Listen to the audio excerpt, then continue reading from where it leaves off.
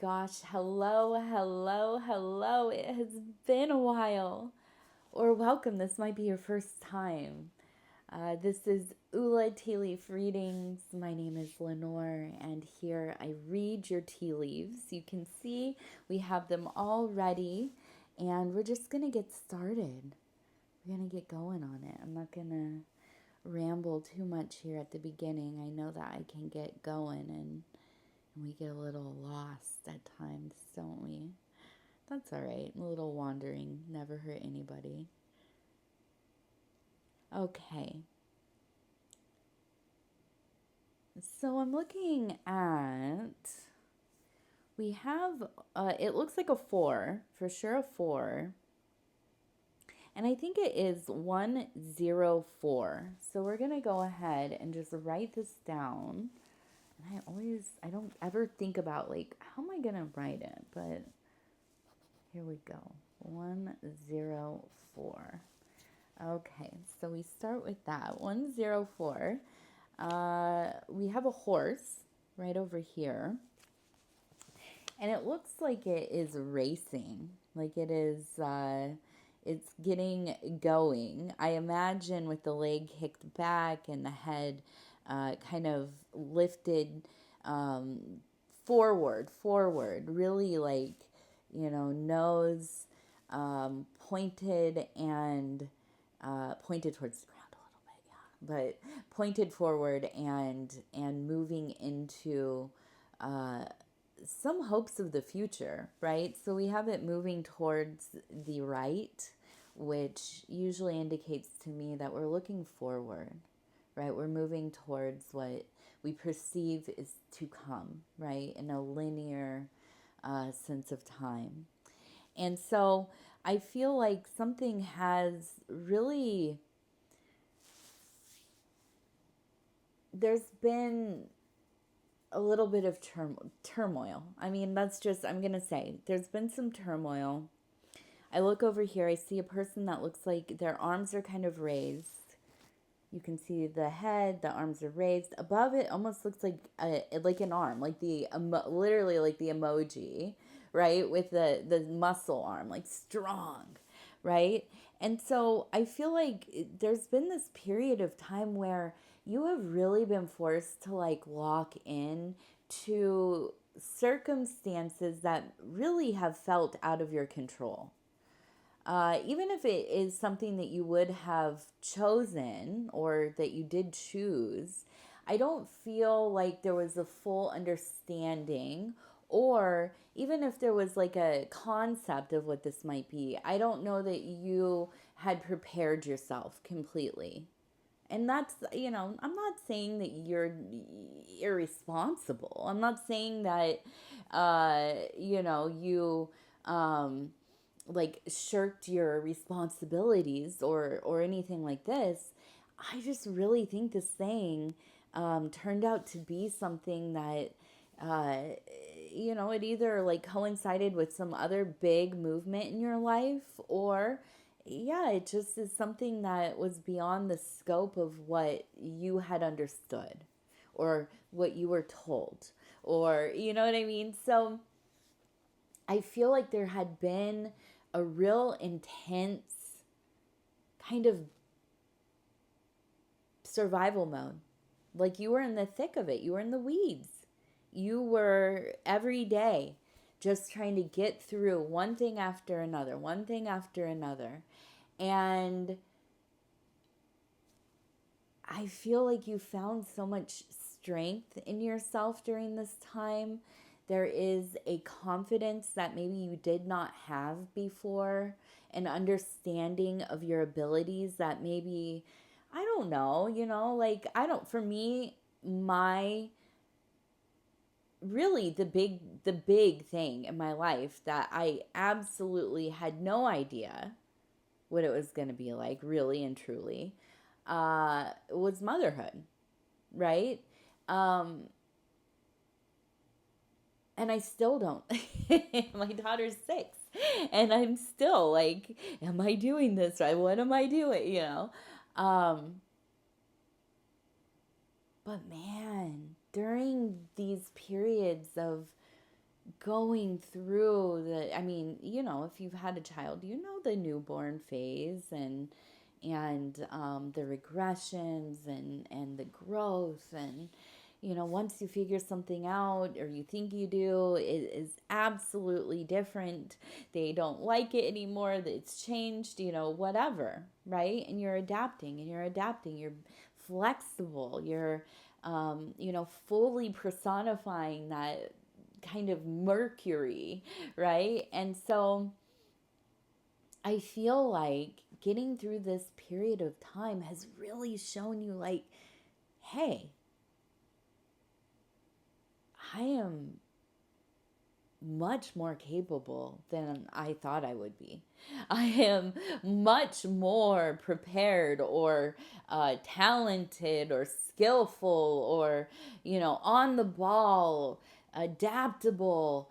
I learn fast. I perform well when I find the thing that I need to do, the thing that I like to do, the thing that gives meaning, even if it is so overwhelming, and it is so involved.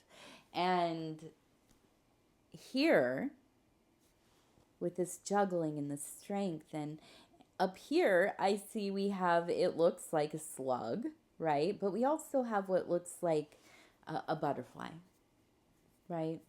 So I'm reminded of the saying, which is very important to me personally, which is festina lente, right? And what does that mean? Quicken slowly, right? We go fast, slowly.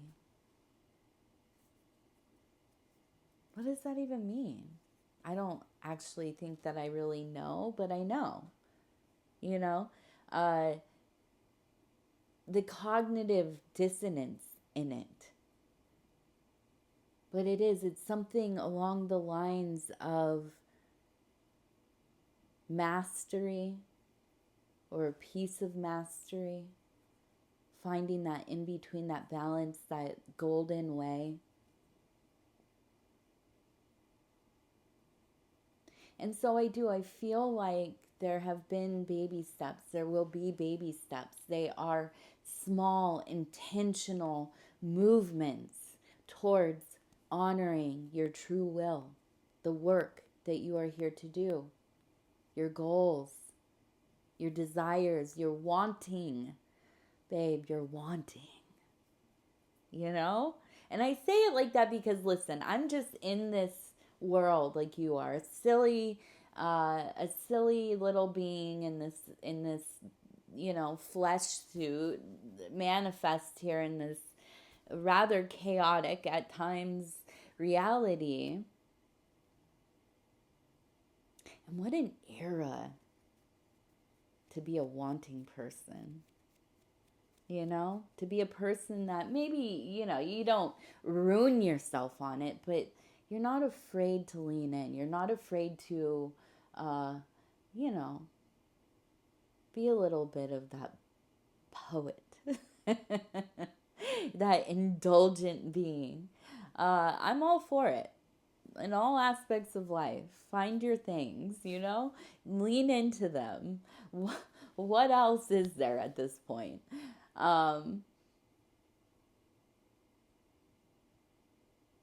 But I feel that you have found this place where you are. You're making those little steps, those adjustments, those tinkering with how it works, how you want it to work, where you want to go, where are you going, And at the same time, there's this rapid evolution you're experiencing, we're all experiencing, right? The rise of the cyborg, the rise of our merging with technology, which we've done. I reach you here through my digital proxy or whatever, the extension of my consciousness that tickles your extension of your consciousness and all of this, right? And so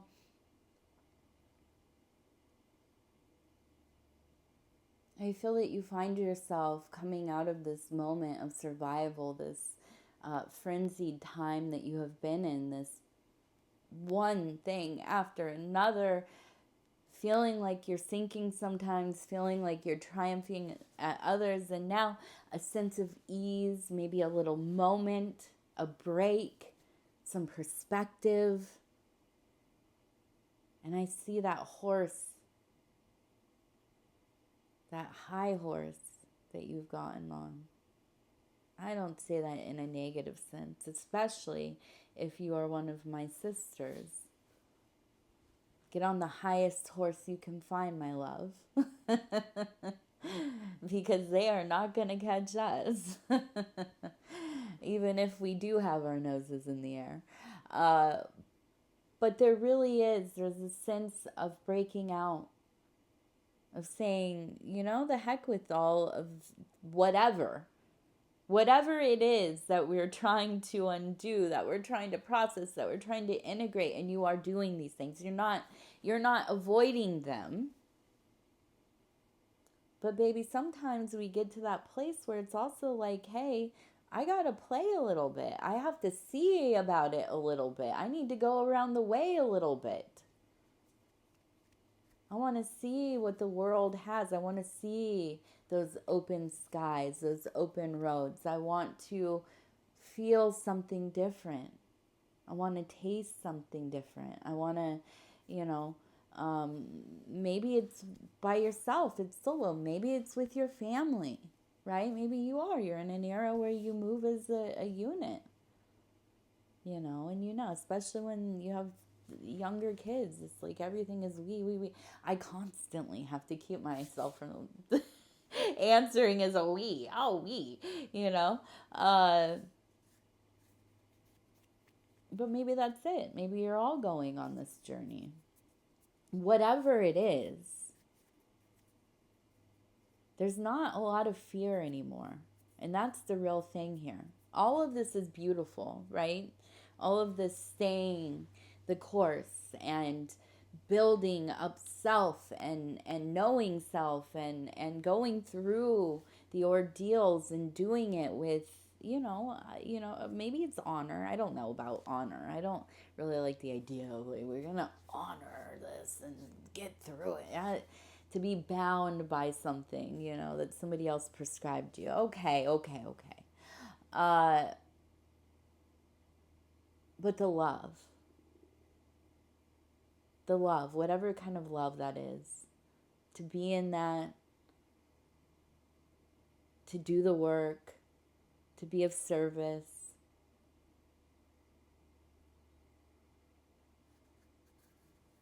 And now it's time. It's time for something new. I feel that you can't stay where you've been. And I don't know what level of being that's on for you. If that's like literally you're like, I cannot live in this house one more second, right? Or it's like, I'm ready for some new action in my life. I want a new job. I want to hang out in a new, you start going shopping at a different, this is mom speak right here. I'm going to be a wild girl and I'm going to start shopping at a different grocery store and at a different time of day. And it changes completely the people that you see, the vibe of the place. I know that's a big deal as a mom. I don't know, it is for me anyways. Maybe my life is a little bit going to the grocery store is like the big, I live out in the middle of nowhere, by the way. So going to town truly is a big deal. Now, anyhow, we have, let's see, I want to look up here. We have what looks like, I really want to say it's man. It's M-A and it's upside down and N. And I'm going to write it down. Man.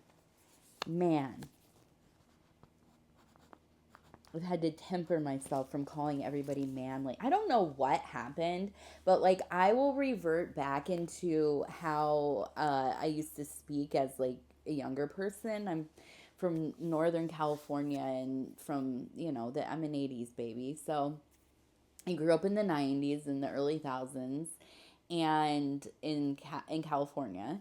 And now I can hear myself sinking into it again. I will revert back to just absolutely talking like I did.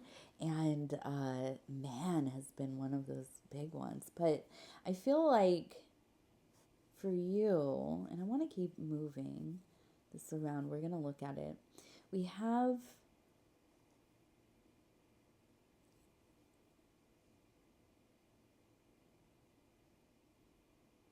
so maybe somebody who is like maybe they're literally like a backpacker, a hiker, um, a traveler, I don't know, somebody you're related to who is kind of maybe like I'm not saying like fully transient in that, they're unhomed or they're like riding the rail or, I live up, I lived in Minneapolis for a long time, so like I don't know, train culture is really big. So I don't know if it is where you're at. I'm sure, but like gutter punk and travel people who travel by train and kind of like gang with that like hobo life or whatever.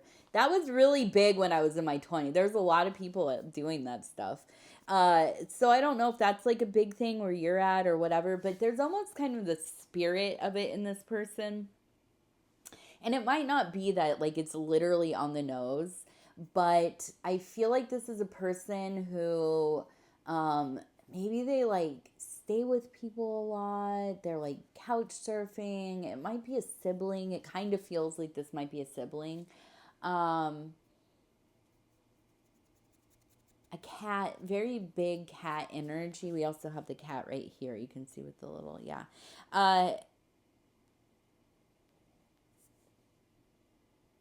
207. So we have 207 as well. And I'm gonna we're gonna look at the cards because I want to see what's going on with this person. I almost feel like there's like a sense of there's like this arrow, right? And then we have a person running, and I kind of almost feel like there's like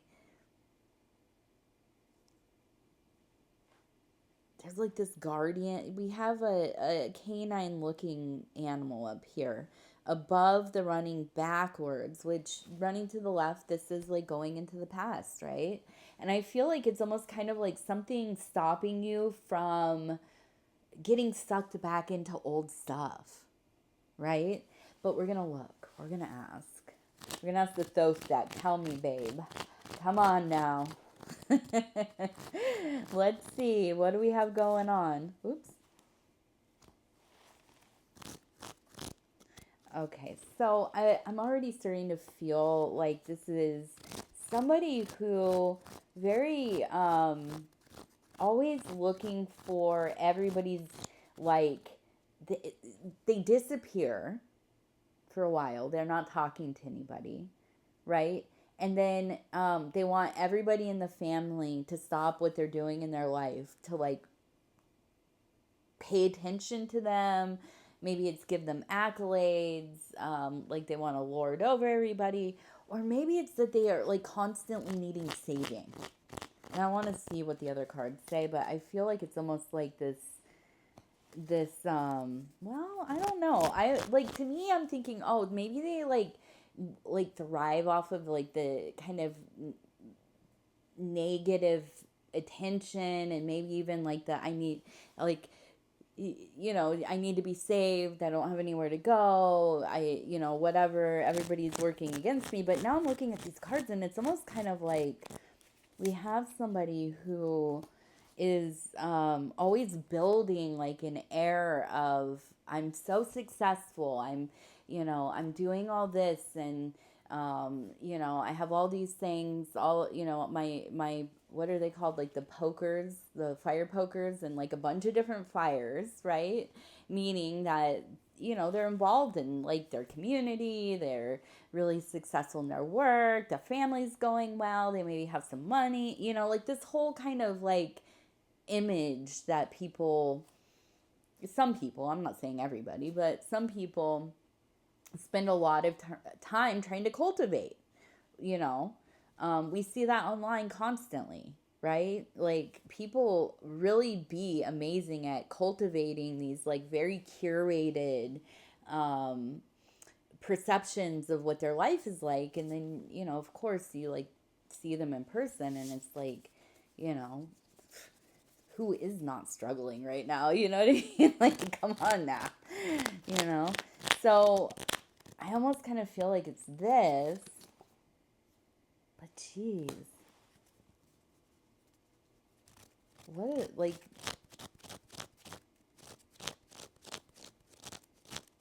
it's just like, there's,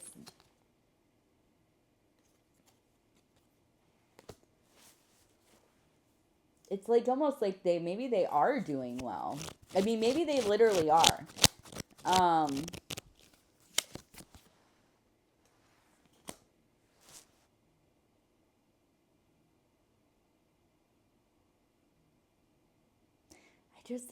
I can't, I don't know. Maybe I'm reading this person wrong, but I almost kind of feel like it's like every time you go back into them or near them, or you assist them, or you get drawn into their enchanting um, dance or, you know, storytelling, uh, it's just heartbreak because I feel like it's all surface. Like it feels so hollow. You know what I mean? And it's just like somebody who's really good at putting on a performance constantly for anybody who doesn't spend any amount of time with them. You know what I mean? And then like you're with them for an afternoon or whatever and it's like, "Oh, I see. This is a hot mess." Like, you know? Um so I don't know. But at the same time I'm like, "Man, maybe they just have like some doubt." I'm just I don't you're the thing is you're one of your like I don't know if you want to call it your guardian angel, your higher thinking, some aspect of yourself that you have had to construct because this person you've known them your whole life and they've mistreated you at times and you have had to kind of um, build a security system around this person or you know between yourself I hit this between yourself and this person and that's why I think it's like a sibling or a family member because it feels very involved. It's like a very deep and long history. So that's why I really feel like this is like the whole world looks at this person and like you know you don't want to be sour about it. You're not like trying to like throw hex on somebody or shade on somebody. Do we still say throw shade on somebody? Man, that is like a throwback at this point. um Throw dirt on their name. No. You're not like looking for reasons to dislike them. It's just like I know them. I've always known them, so I know what this is. You know what I mean? And yeah, we're gonna. I wanna. I just. What are they doing? Just tell me what they're doing, please, card. All right.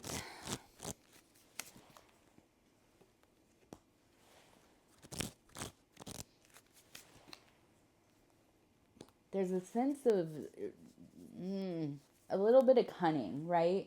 To position themselves into a place where I would imagine there is a sense of like self sacrifice. Now, one thing that I wonder is maybe they are playing up whatever they have going on there in their blah, blah, blah, blah, blah.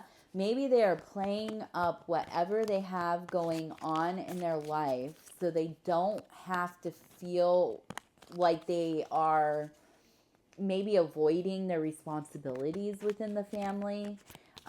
Maybe you have like parents who are getting older, or there is like a request for some help, like for holidays and get together. Like, can you host this year? You know, whatever it is. And there is a sense of them. I'm too busy. I have too many things. I have this. I'm so, you know, I'm uh, so involved with my career, with my, my elite children, with my, you know, all of the things that I have to do at the house because it's such a big house, or, whatever it is, whatever it is. And they're just not, they're not showing up. They're not showing up where maybe you're the one showing up. Maybe you're the one that has to take on a lot of stuff, or at least maybe you don't have to, but you end up taking on more than anybody else. So I feel like there is this kind of like, don't get pulled back into, listening to their kind of siren song, right?